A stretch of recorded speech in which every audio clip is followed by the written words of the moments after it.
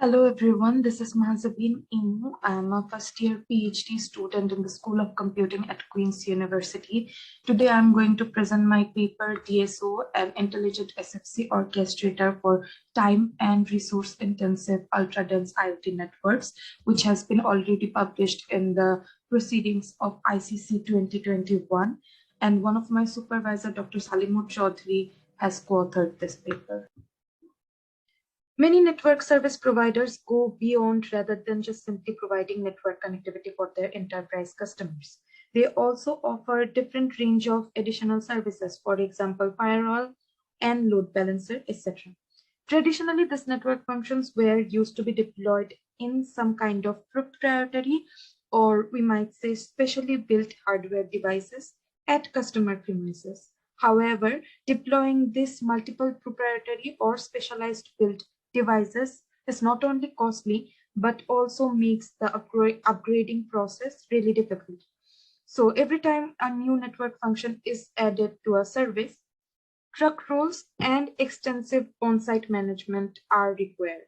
Eventually, service providers began exploring different ways to reduce the overall costs and found out that network function virtualization is a very interesting technology that can actually decouple these network functions from expensive hardware devices and convert them into software REST formats. Now, instead of installing expensive proprietary hardware devices, service providers can purchase really inexpensive switches, storage, and servers to run the virtual machines that can perform the network functions. As a result, the entire process collapses into single physical server, reducing overall cost and minimizing the need for truck rolls. If a customer wants to add a new network function, the service provider can simply spin up a new virtual machine to perform that particular function. So the entire service management and orchestration process becomes really easy. We can say that NFV has rightfully taken its place in the telecommunication industry as another step towards creating more agile, scalable, and lower cost network infrastructure while benefiting the key aspects of appliances management and commercials. Setting aside the concept of NFV, we would first like to explore that what is the relation between the IoT devices and the evolution of mobile generation system. From 1G to 5G, passing through the telecommunication systems revolution, each generation of mobile technology has a direct impact on the increasing number of mobile devices and advanced users. In particular, 5G promises a mega digital transformation for the next generation of IoT devices. And we all are probably familiar with the IoT terminology, but here goes my simple definition. IoT refers to the billions of physical devices around the world that are now connected to the internet, all collecting and sharing data without any kind of human intervention. Thanks to the arrival of superchip computers and wireless networks, it is now possible to turn anything and everything to be a part of ecosystem, from something as small as a Fitbit to something as big as an aeroplane. In 6G, every domain of our life, be it agriculture, transportation, healthcare, or home, gets connected over the IoT domain and forms a massive IoT infrastructure that is known as Internet of Everything. It is anticipated that the active IoT market will reach approximately 24 billion of devices by 2030, while each person will nearly own around 15 connected devices. So some of the extensive and intricate IoT applications can be augmented reality, autonomous vehicles, collaborative computing, and edge video caching. So these future network functions with the concept of NFV are expected to be supported with context awareness, ultra reliability, automated service orchestration, of course, due to the virtualization of different functions, and scalability intelligence as well. These user-specific network services has to be connected by high bandwidth and very low and very high data rate, low latency connections, or very low delay in the network, and of course optimal resource consumption, because we don't want our Fitbit to charge after every 10 minutes because of running those NFV solutions into our IoT devices. Now, in this particular paper, we work with service function chaining, which strategically creates an order of different virtual network functions and let the traffic flow through these virtual network functions to achieve different goals. For example, first intrusion security, then antivirus, and the IoT service is being served to the user. So this service function chaining plays a different type of NFV solutions into smart healthcare, home retails, farming, and augmented and virtual reality. So basically in this paper, we have suggested that we need to enable the sharing of already onboarded VNFs to optimize the entire resource consumption rather than instantiating a new VNF solution every time. So whenever possible, we say that let all the users use the already deployed load balancer rather than creating a new instance.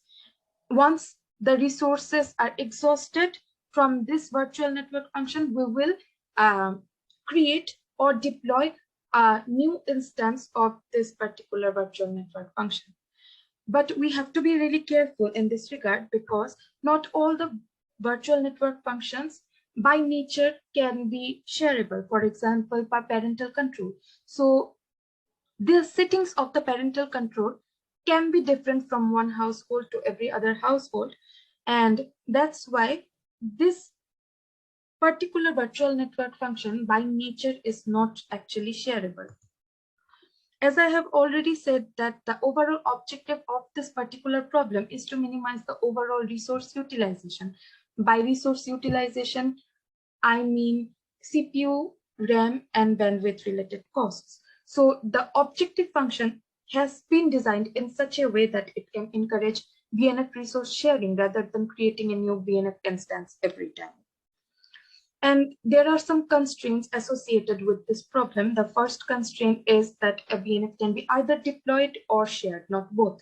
And then we check the limitation or the capacity of the IoT devices and the IoT links in the IoT substrate graph as well, that are hardware limitation check and bandwidth validation. And also we ensure that the path flow validation of the deployed VNF remains accurate and generate as much as low possible delay in the network. So there are some kind of quality of service validation for the users in the form of constraints has been associated with this problem.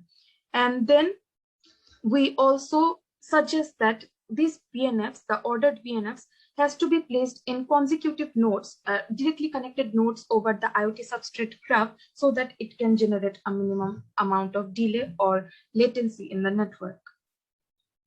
Traditionally, these problems are being solved using integer linear programming and mixed integer linear programming, but we propose that we can use deep Q learning for this particular problem. So many people say that deep learning with no labels and reinforcement learning with no tables creates the DQN agent.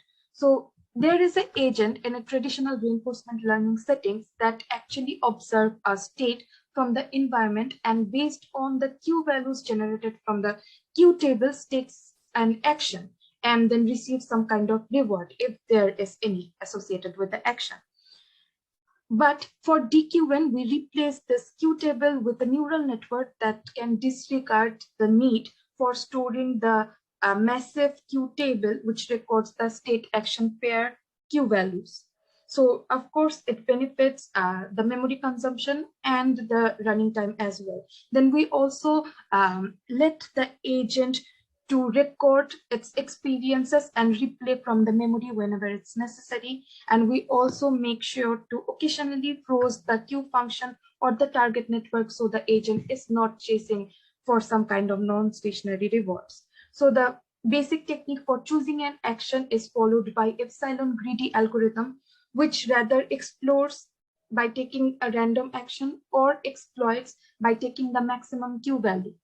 And we introduce temporal discounting by the term gamma over here, which balances the need for future rewards and instant rewards. And the reward is basically the inverse of the total resource consumption or our objective function.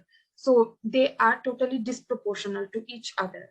And finally, we let the DQN training to minimize the loss function of the target network and the Q-value approximation using gradient descent technique or optimizer.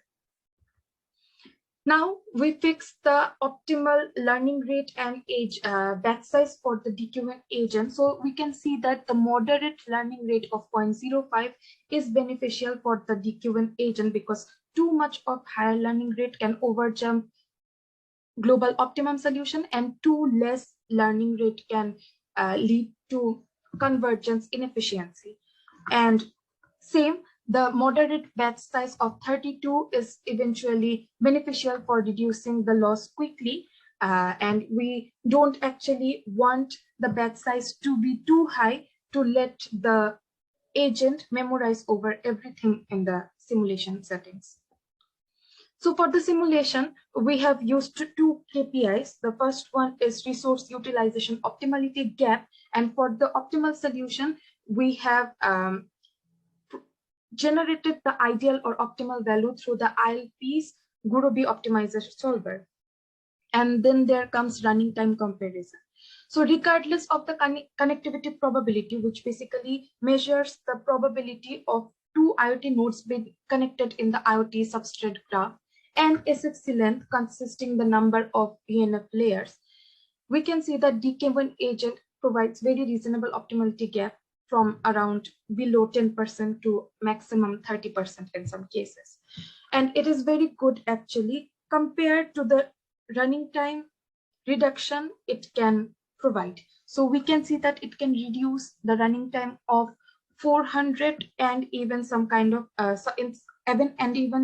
sometimes 500 considering the network settings. So for click graphs where the IoT graph is more massively connected to each other, it can reduce a huge amount of running time with a reasonable optimality gap.